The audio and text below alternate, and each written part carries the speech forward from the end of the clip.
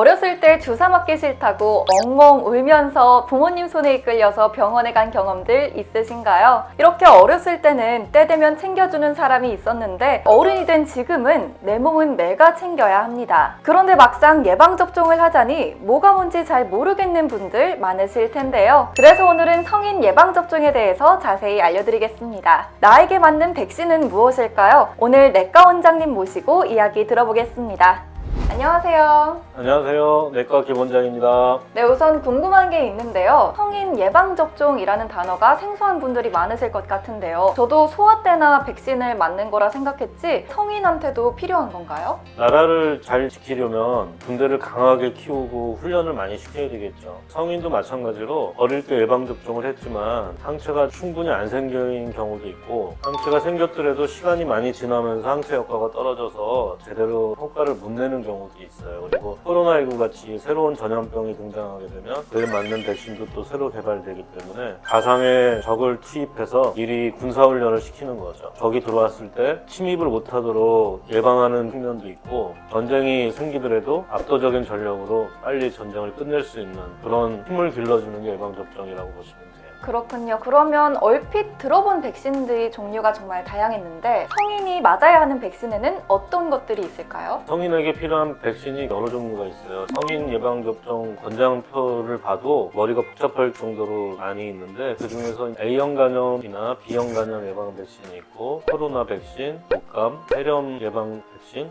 대상포진, 자궁정부암 예방 백신, MMR이라고 홍진하고 홍역 백신이 있고 화상풍하고 백일회 백신 굉장히 많은 종류가 있습니다. 근데 아무래도 이 백신에서 가장 우려되는 부분이 부작용일 것 같은데요. 최근에 있었던 코로나19 때만 해도 백신 부작용을 호소하는 분들이 굉장히 많았는데 그래서 이 백신이 무섭다고 좀 회피하는 분들이 많으세요. 솔직하게 이 백신을 예방접종했을 때 부작용이나 심각한 문제는 없는 건가요? 백신 자체의 기전을 보면 균을 전체로 주면 실제로 감염이 일어나기 때문에 독성을 약하게 만든 다음에 살아있는 균을 주는 경우도 있고 균의 일부만 단백질 항원을 얻어내서 주입하는 경우도 있어요. 그래서 두 가지 다 약독화된 거긴 하지만 또 균이나 바이러스가 갖는 특성을 나타내기 때문에 그걸로 인한 면역 반응이 생긴단 말이죠. 면역 반응으로 일어나는 일들이 백신 부작용에 해당되는데 코로나19 백신은 왜 부작용이 많았냐 하면 급하게 만든 백신이라 그래요. 빨리 전 세계에 뿌려야 되기 때문에 임상 연구를 할 시간적인 여유가 적어서 면역 반응을 강하게 유도하는 쪽으로 초점을 맞춰서 만든 백신이라 초기에 부작용이 많았던 거고 그 부작용을 여러 번 경험하게 되면서 업그레이드된 백신들은 그런 부작용들이 좀 줄었을 거라고 추측을 할 수가 있어요.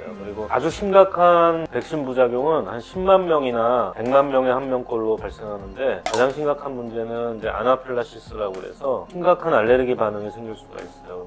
숨을 못 쉬거나 혈압이 갑자기 뚝 떨어지거나 이래서 조치를 안 취하면 사망할 수도 있지만 병원에서 접종을 하고 10분, 20분 충분한 시간 관찰을 하고 귀가하시게 되면 대부분 안전하게 회복이 됩니다. 그리고 흔하게 발생하는 부작용은 접종한 부위가 하루 이틀 정도 좀 뻐근하고 아프거나 피로감을 느끼고 면역 반응이 일어나면서 몸살이 살짝 올 수 있는데 그런 문제들은 쉬면 대부분 좋아지고 많이 불편한 경우에는 아세타미노펜 성분을 한두 알 정도 먹고 잘 쉬면 회복될 걸로 예상이 돼요. 대표적인 반응으로 아나필라시스 같은 알레르기 반응이 일어날 수 있다. 이런 건 또 처음 들어보는데 그래도 안전하게 회복할 수 있다 이런 말씀 해주셨어요. 근데 부작용이 없으면 없을수록 좋잖아요. 그래서 그렇죠, 예. 백신 전후에 이런 것 좀 지키면 부작용을 최소화할 수 있다 이런 게 있을까요? 똑같은 음식도 컨디션이 좋을 때 먹으면 뭐 두드러기나 이런 알레르기 반응이 안 생기는데 많이 피곤하거나 바로 됐을 그런 상황에서는 두드러기가 유독 발생하는 경우도 있고 그래요. 그리고 술도 마찬가지잖아요. 어떤 날은 술이 막 잘 받아서 소주 두세 병 먹어도 괜찮은데 어떤 날은 한 봉을 먹어도 확 취하고 그러는 경우가 있는데 백신도 마찬가지예요.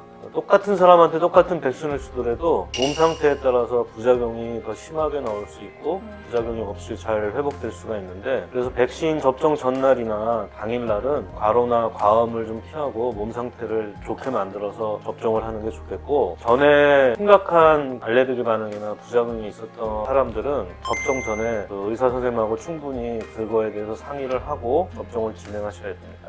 네, 말씀 감사합니다. 이제 성인 예방접종의 필요성이나 주의점은 좀 알겠는데요. 백신 종류에 대해서 좀 알고 싶습니다. 사실 최근에 유행했던 게 코로나19여서 그런지 호흡기 질환을 예방할 수 있는 백신이 궁금한데요. 어떤 종류가 있을까요? 고전적으로 많이 맞고 가장 익숙한 백신이라고 하면 독감이겠죠. 독감은 요맘때 이제 접종을 많이 하는데 일반적으로 감기하고 독감을 이제 헷갈리시는 분들이 많이 있는데 감기하고 독감은 완전히 다른 바이러스고 중등도도 차이가 확연하게 드러나요. 감기로 입원하거나 죽거나 이런 일이 없잖아요. 네. 근데 이제 독감 같은 경우에는 폐렴이나 이런 중증 반응으로 진행할 수가 있고 중증으로 진행을 안 하더라도 고열이 나고 몸살이 심하고 감기 걸렸을 때보다는 확연하게 더 힘든 그런 질병이 되고 인플루엔자 바이러스라는 바이러스가 호흡기로 침투해서 이제 걸리게 돼요. 그래서 매년 유행하는 바이러스가 달라지기 때문에 세계보건기구에서 매년 유행할 것으로 예상되는 바이러스 4가지를 가지고 독감 백신을 만들어서 접종을 하게 됩니다. 보통 예방 효과가 5, 6개월 정도 지속되기 때문에 너무 일찍 접종을 해버리면 예를 들어서 8월에 접종을 했다 그러면 6개월 정도 지나면 2월이잖아요. 네. 근데 이제 독감이 늦게 유행하면 3, 4월에도 돌아요. 그래서 너무 일찍 접종하면 봄에 이제 독감에 걸릴 수가 있고 너무 늦게 접종하면 접종하기 전에 걸릴 수가 있으니까 적절한 시기를 잡아야 되는데 제가 생각하기에는 9월 말에서 10월 정도 사이 그맘때가 독감 접종의 최적기라고 생각합니다. 두 번째로 호흡기 백신에서 중요한 게 폐렴구균을 예방해주는 폐렴 백신인데 사람이 나이 들고 몸이 약해지는 거는 매년 조금씩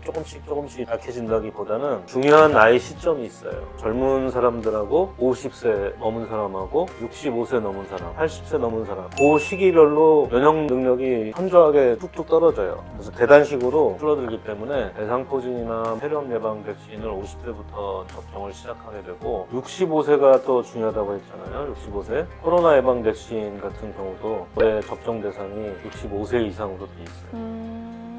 독감 백신은 회사별로 좀 다르지만 종류가 한 종류라 맞을 때 별로 고민이 없는데 코로나 백신은 우리나라에서 접종할 수 있는 종류가 3가지가 있단 말이죠. 코로나 백신 들어본 게 뭐가 있죠? 화이자랑 그렇죠. 화이자 네. 유명하죠. 예. 모더나도 있고 노바백스라고 가장 늦게 나온 백신이 있는데 3가지 백신은 기전도 다르고 장단점이 좀 달라요. 지금까지 코로나를 예방해주는 효과가 가장 좋은 백신은 모더나로 되어 있는데 단점으로 예방 효과가 강하게 생기려면 면역 반응이 강하게 일어나야 되겠죠. 면역 반응이 강하게 일어나다 보니까 그에 따른 몸살이나 열, 심근염 이런 부작용들도 좀 더 흔한 걸로 돼 있어요. 그래서 개개인별로 적절한 백신을 접종하는 게 좋은데 예를 들어서 전에 접종했는데 고생을 많이 했다. 그런 분들은 노바백스 백신을 추천해요. 왜냐하면 노바백스 백신은 독감 백신처럼 단백 항원으로 만든 백신이라서 면역 반응을 유도하는 게 아주 강력하지 않기 때문에 부작용이 좀 적은 것으로 돼 있어요. 예전에 백신 접종했을 때 별로 부작용이 없었고 코로나 걸렸을 때 좀 많이 힘들었다. 그런 분들은 백신 부작용보다는 백신의 예방 효과가 더 중요하잖아요. 네. 그런 경우는 모더나가 좋겠어요? 노바백스가 좋겠어요? 모더나가 좋지 않을까요? 그렇죠. 부작용으로 별로 고생을 안 했던 분들은 모더나를 접종해도 괜찮을 가능성이 높단 말이죠. 그래서 그런 경우는 예방 효과가 더 높은 모더나가 도움이 될 것으로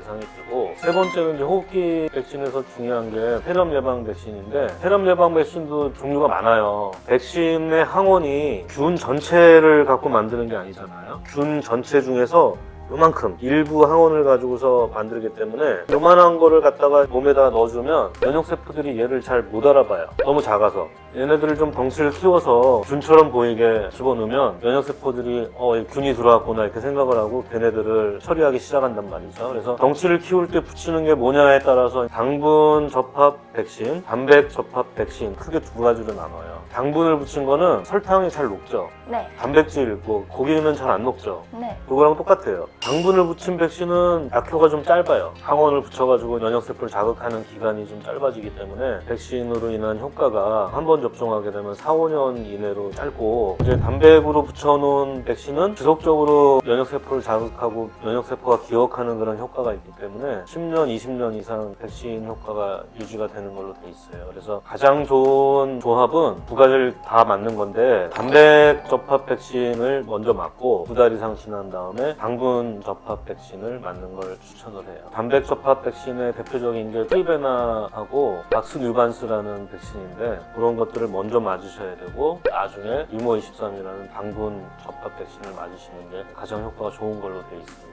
네, 말씀 감사합니다. 지금까지 호흡기 질환 예방 백신에 대해서 알아봤는데요. 이외에도 정말 다양한 백신이 있다고 하셨잖아요. 파상풍 백일의 대상포진 백신, A형 B형 간염 백신, MMR, 자궁경부암 예방 백신 이렇게 있다고 하셨는데 다음 시간에는 이 백신들에 대해서 알아보도록 하겠습니다. 그럼 오늘은 여기서 마치도록 하겠고요. 다음 시간에 만나요. 안녕. 안녕.